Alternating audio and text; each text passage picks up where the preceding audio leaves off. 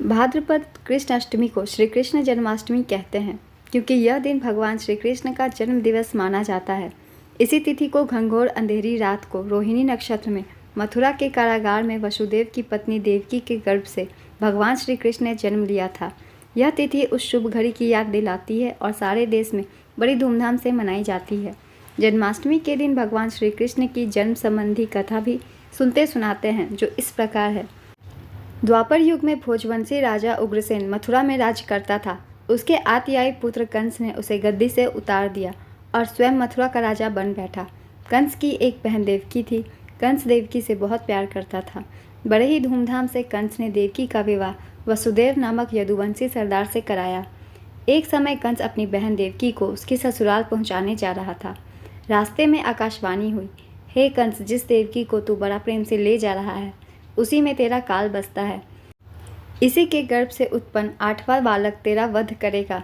यह सुनकर कंस वसुदेव को मारने के लिए उद्यत हुआ। तब देवकी ने उसे विनयपूर्वक कहा, मेरे गर्भ से जो संतान होगी उसे मैं तुम्हारे सामने ला दूंगी। बहनोई को मारने से क्या लाभ है। कंस ने देवकी की बात मान ली और मथुरा वापस चला आया।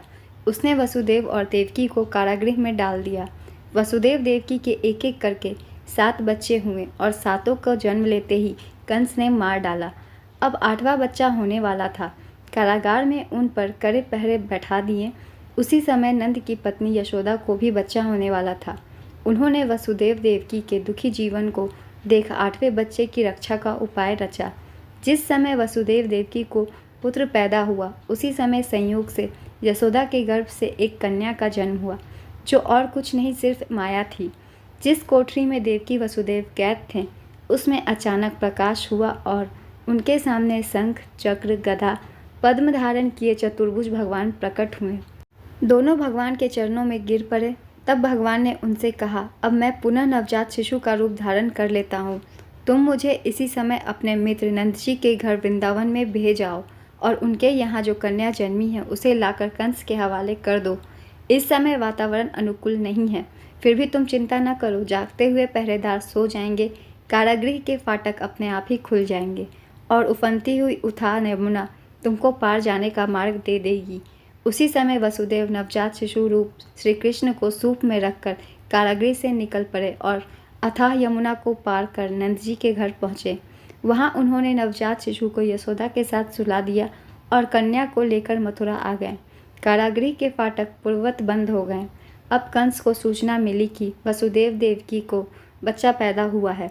उसने बंदी गृह में जाकर देवकी के हाथ से नवजात कन्या को छीनकर पृथ्वी पर पटक देना चाहा, परंतु वह कन्या आकाश में उड़ गई और वहां से कहा, अरे मूर्ख, मुझे मारने से क्या होगा। तुझे मारने वाला तो वृंदावन में जा पहुंचा है। वह जल्द ही तुझे तेरे पापों का दंड देगा। कंस यह देखकर चुप न रहा। देवकी और वसुदेव को कारागार में दंडित करता रहा। यह है कृष्ण जन्म की कथा और हम सब इस दिन को जन्माष्टमी के रूप में मनाते हैं। आपको ये कहानी अच्छी लगी है तो प्लीज़ वीडियो को लाइक ज़रूर कर दीजिए, चैनल भी सब्सक्राइब कर दीजिए, लड्डू गोपाल के नाम पे ही सही। फिर मिलते हैं अगली कहानी के साथ, चैनल पे बने रहिए।